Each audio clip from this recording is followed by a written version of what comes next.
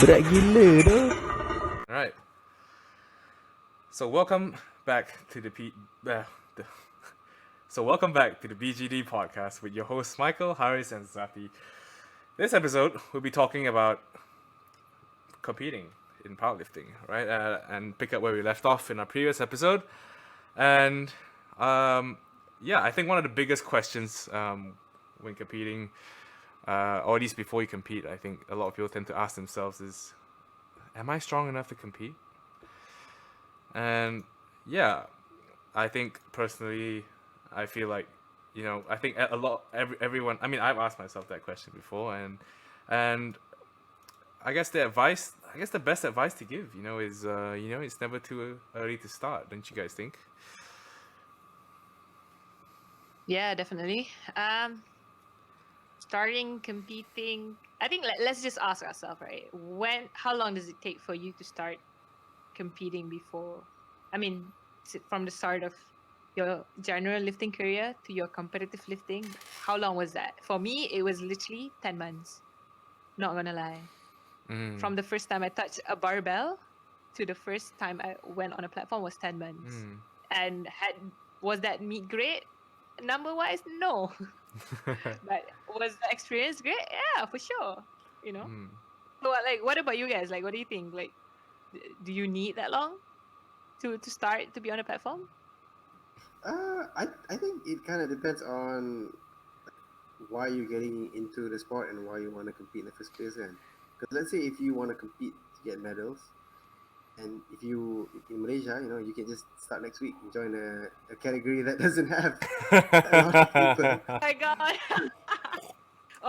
Or be a woman, honestly. Be a woman in the sports. Legit Just though. identify as Yeah, join legit. the under 84. Yo, I didn't even under 84 like category is empty as hell in Malaysia, right? 70. I think 70 is the most dry. So for the GPA, female is it's like female in Malaysia. It's either the very light women to the midweight. So it's like 63 to 60. Yeah. And then above that is just like vacuum. Just skip 70. And then someone, it's like. Yeah.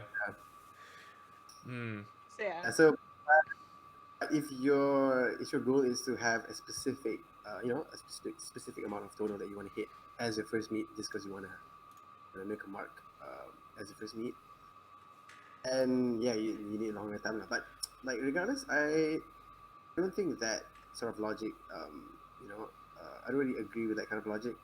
Then you also want to think like long term, like why are you doing it? Okay, then what's next? Okay, like after the first meet, this total. Are you only gonna compete when you get a total, or do you want to compete because you enjoy?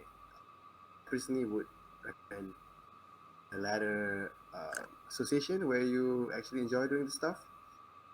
In Malaysia, you don't have to think too hard. I think there's no universal restriction on how qualified you need to be, to lift up the Mjolnir, the pull-ups. That is great. You can just like go and join any meet anytime you want, as long as you have some basic mastery of the technique in terms of like you know how to lift safely. You have someone who can guide you in making the attempt selections. So if you don't know where your limit is, you can just have someone choose it out for you, so you don't make educated decisions and stuff like that. Yeah. What about you, Michael? Yeah. I guess for me, like, just a bit of, information or like background. I think I started competing like the first chance I got. Actually, I think my first meet was like a mock meet in London. It was fun. It was hella fun. Like it's and yeah, of course numbers were like pretty mediocre, but what is below mediocre.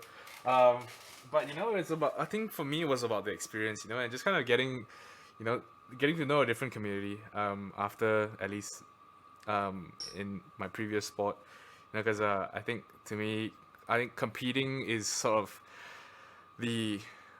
it's a way to see how far I've come in that sense, and you don't know how far you've come if you never set a benchmark for yourself, right? Like, and that's what it means to me, at least. At my first meet, I wasn't so much worried about putting up like a good total. It's more like, understanding what going to a meet was like. It was, okay, you gotta weigh in, you gotta get your equipment checked. You gotta set your rack height. Then you start warming up.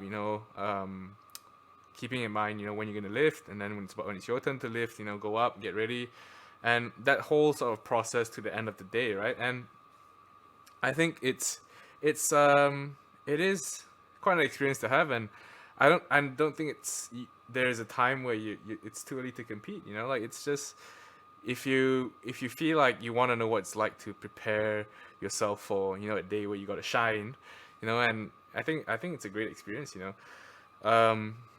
And yeah, so with that being said, like, it's competing is something more so, like, I guess you can never be too ready to compete. I guess it's is there's yeah, just do it if you want to do it. If you I think it helps if you got a couple of friends that want to do it as well. Um, Yeah. I think that's I pretty think it's the nice. case. It's definitely the case where in the previous episode where Harris mentioned about you want to compete. Yeah, you can do. You can start now if you want. But how long will you get to the competitive level? That kind of stuff. It Mm, probably take longer than you hope for, because inevitably it's such a patient sport. So mm, you gotta wait it out. You gotta ride the waves and the tides. mm, Because I think when people say, oh, I'm a competitive powerlifter, or I'm a competitive anything, they think, oh, you gotta be like number one or number two, number three, or else you just crap. You know, without having much consideration where you compete, without having much consideration the training age and whatnot. So I think all that had to be factored in terms of how you rank yourself. It really doesn't care what people think of you in a meet, in a competition. No one's there to like, oh, you're completely crap. People are just there literally. If you hate that person online, you literally go on the platform. You're like, yeah, pick it up, go yeah. Like no one there at a meet trying to shit on you. mm, Um, but more so like, if you were to like judge yourself, would I call myself a competitive powerlifter? If you're competing, if you've consistently been competing for the past few years, mate, even if you're not at USAPL level, you're still a competitive powerlifter. At a, would you are you a competitive are you at a competitive level in Malaysia? Probably, yeah, but in the world, maybe not. So I guess mm, that's the angle you can see as well. mm, I think the judgment that you have on yourself is good to keep yourself in check, mm, but I think it shouldn't be like a physical or psychological blockage almost for you mm, not to even try. I think a lot of people don't want to try because why am I trying? I'm gonna be so completely bullshit at it anyway. I don't think I call it's such a middle class mindset. Like, yeah, like a high class mindset. Like, no, I'm not that great, but I'm gonna try anyway. mm, Like, mm, obviously it's not just shoot your shot, but I at least have some aspiration or some motivation to go about it. So mm, yeah, that's my input, I guess, mm, in that sense. mm. I think at some point when you decide to compete, like, obviously, yeah, you start with the experience, and then after that, like, I think having individual goals in powerlifting is pretty important as well. Like, I think that's the thrill of it, right? Like, of powerlifting, anyways. Like, it's about getting stronger, and I think for a lot of people, don't get me wrong. Obviously, people lift just for health reasons. But when we talk about, like, specifically, like, powerlifting, right? Like, I mean, obviously the main driver is progress. Individual. In many aspects. Like, not just the numbers. Like, sort of the way you approach things. Just sort of yeah. I think they're, like, competing. Yeah, never too early. Bottom line is, like, just start whenever. You've got a meet coming up, just sign up. I think as of the recording of this episode, there's Malaya Mayhem's got a few meets coming up. It's not a plug, but yeah, I think it'd be a good segue for us, just to get off our asses after MCO and just just show ourselves on the platform. You know, like I think it's a great time. Which reminds me, when you mention competition, you know, like I think some federation have a minimum qualifier. Qualifying total. Yeah. Yeah. Even at nationals or even at local meets, you know. So I think in some federation that happens because they want to sort of discriminate the amount of people that can compete. So it creates this sense of exclusiveness in the competition. So you feel like, all right, I'm in the gang, I'm in the top 5%, you know. Yeah. But I don't know if that's necessary in Malaysia. Mm. I don't think that's at where we are. Is it? Do you think? I think it's definitely something that needs to be worked towards because it just makes the whole experience all the more exciting. It just creates like a sense of purpose for people who want to compete, you know, and a goal that they can work towards every year that culminates towards something, you know, that big event lah. I think if not now, it should be we should be working towards that lah. I personally I feel that at like a nationals level in Malaysia where we see the best, you know, best compete against the best. Just and then we can see how I guess hype the event looks from outside. Probably motivate or draw in a lot of people to want to start being more serious with their competitiveness, just so they can get into that exclusivity, you know. Yeah. Do we have do the resources that we have right now make it a practical thing to do?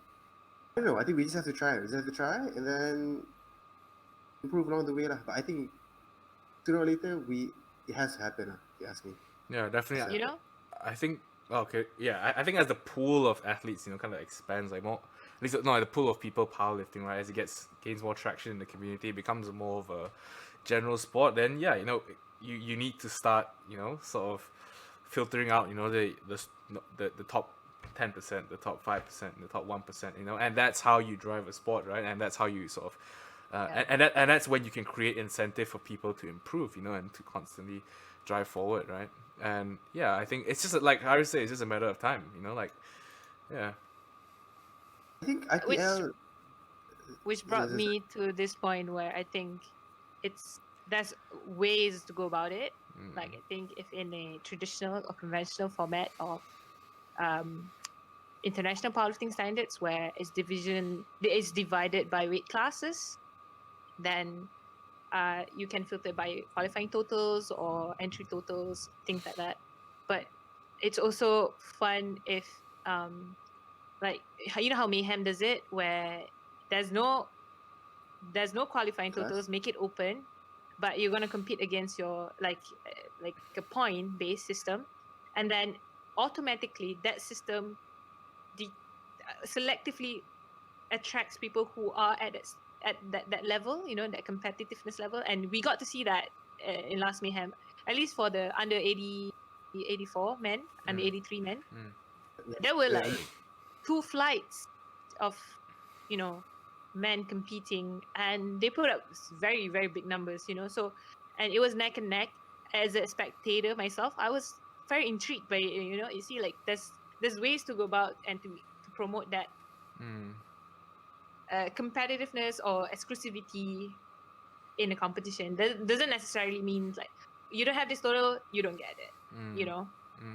You can go about that in a traditional conventional setting, but you can also spruce it up, make it a bit more fun, gamify it, you know, and I just want to say that I think there has to be a bit of a balance between, especially like how mature the scene is in Malaysia now. It has to be a balance between, you know, how exclusive you make it and how, if you make it completely open versus if you have to qualify to get there, right?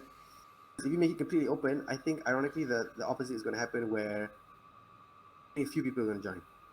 They know, like there's only 5 strong people, they're going to win anyway, so why try? At least that's some of the remarks that I've gotten from Mayhem, who I've heard people say lah. Well, see me about macam like some of the complaints that generally like word of mouth stuff. But what? But I think yeah, Mayhem was a hit the first time. It was the first time. It was a new meet, and there were a lot of people there were international lifters. yeah. But the scene is completely open. Itulah, I don't think it can be a recurring thing. If it's the first time, it's probably that novel thing that draws people in. I think we still need to sort of balance between inclusivity and that exclusivity. So inclusivity in the sense that we still tier it according to classes, kan. Yeah, then you get kind of like a smaller like sort of achievement, right? Like I mean, not to say it's a It's small achievement, but it's like you get to grab like sort of a more realistic goal of yeah. you can achieve. Yeah. But if people have to make that big of a leap from the get go, then I think we'll be a bit more reluctant to, it's a bit too far lah for most people. I think. Yeah. And the pool is small, so we don't want to have like end up having only 2 people the open meet, Mm.